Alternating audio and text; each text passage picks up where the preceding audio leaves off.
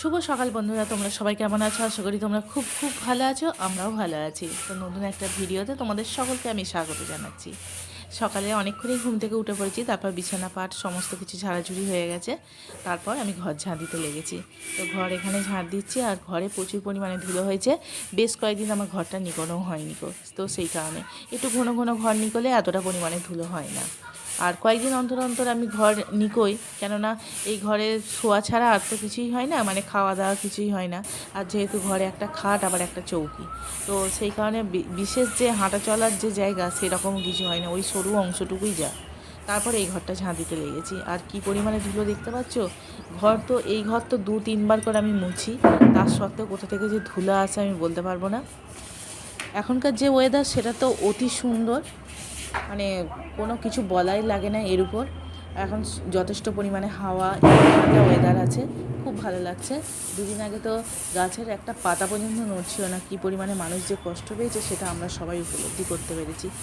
তাই এবারে তো ইচ্ছা আছে যে কতগুলো গাছ লাগানোর, কিন্তু আমার তো সেরকম জায়গাও নেই যে সেইভাবে গাছ আমি বসাবো। তবে চেষ্টা করব কিছু গাছ বসানোর। তোমার দাদাভাইকে আমি বলেছি যে এবারে অন্তত কয়েকটা গাছ বসিও। সত্যি আমরাই তো এই পরিবেশের জন্য দায়ী, তাই না? আবার আমরাই এই পরিবেশকে আবার দোষারোপ করি। তাহলে ঝাড় দেওয়া তো কমপ্লিট হয়ে গেল, এবার ঘরগুলো মুছবো। ঘরগুলো নয়, সরি, আমার একটা ঘরই তো মেজে হয়েছে, তো এই ঘরটা মুছবো। আর আজকে ওই ঘরগুলো নিগবো না, কালকে নিগবো। চলো ঘরটা মুছে নিই।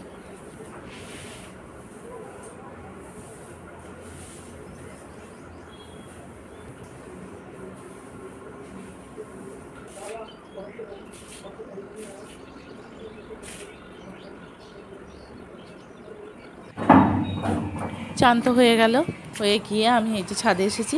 আজকেও আকাশটা দেখছো, আজকেও বৃষ্টি আসবে। যাকে খুব ভালো, এই বৃষ্টিটা আমাদের এনজয় করে নিতে হবে, কারণ এরপর যে আবার কীরকম গরম পড়বে সে এখন বলা দায়। তো তারপর এখানে যে জামা কাপড়গুলো কেচেছি সেগুলো সব চালিয়ে দিচ্ছি।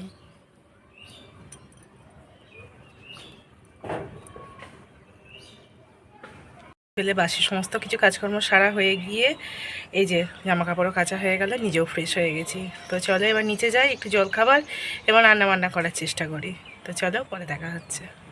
ছাদ থেকে এসে আলু কেটে এখানে আলুর তরকারি বসিয়েছি, কিন্তু আলুর তরকারি করতে করতে একটা কাণ্ড ঘটে গেল, গ্যাস শেষ।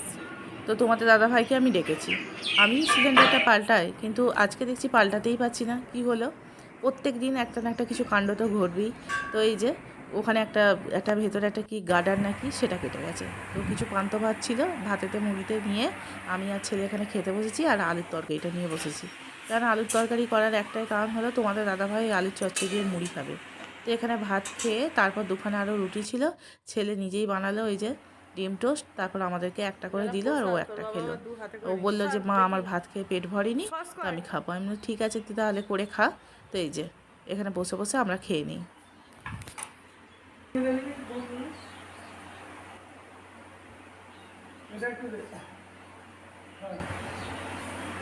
ভালো হয়েছে, ভালো হয়েছে, খেলি না। হ্যাঁ, 4টা গরু, 4টে ছাগল, 5-10 মুরগি। ছাগল চুরি হয়ে যাচ্ছে, পাড়া থেকে ছাগল চুরি হয়েছে কিন্তু কাল আমি তো থাকতাম না পুরো। ছাড়া নয়, পাড়া ভেঙে গেছে বলতে ছাগল বিক্রি করছে, ওরা নিয়ে চলে যাচ্ছে। খড়মড় থাকতো তোর মা খেতে দিয়ে দিত।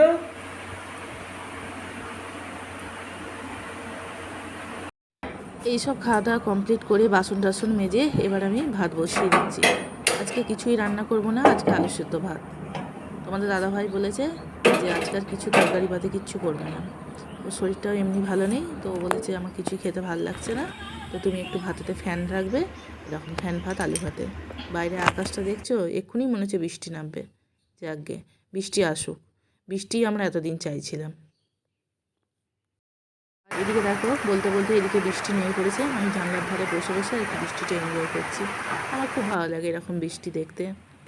তো আমি মনে মনে এখানে ভাবছি যে রাস্তায় একটু জল ঢেলে দিতে হবে, এমনিতেই রাস্তাঘাট প্রচুর নোংরা থাকে।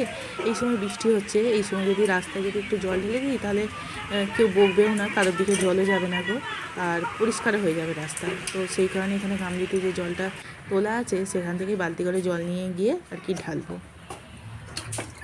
আর এখানে জল ঢালতে গিয়েই আবার ঘটবে একটা বিশাল বড় কাণ্ড, মানে যে কারণে আজও আমি বসে বসে ভুগছি। তো এই যে এখানে জল নিয়ে গিয়ে রাস্তায় জল ঢেলে দিচ্ছি।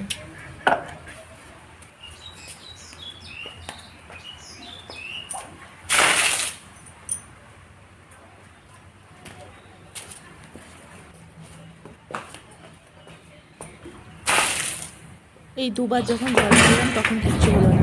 তারপর লাস্টে এই গামলির জল অল্পই ছিল, আমি ভাবলাম যে আবার বালতি করে নিয়ে যাবো, গামলির জলটা ঢেলেই দিই। তো গামলির জল ঢালতে এসে পাটা যে আমার কী হয়ে গেল আমি বুঝতে পারলাম না। একদম পুরো এই লোহার দরজাটা ছিল বলে তাই, নইলে একবারে রাস্তায় মুড়ে গিয়ে পড়তাম। তারপর পা বর্তমানে তো প্রচুর পরিমাণে ফুলে আছে। তো এই যে কী অবস্থা, ডাক্তারের কাছ থেকে ওষুধ নিয়ে এসে তবে আমি এখন একটু ভালো আছি। তো চলো আজকের ব্লগ এত।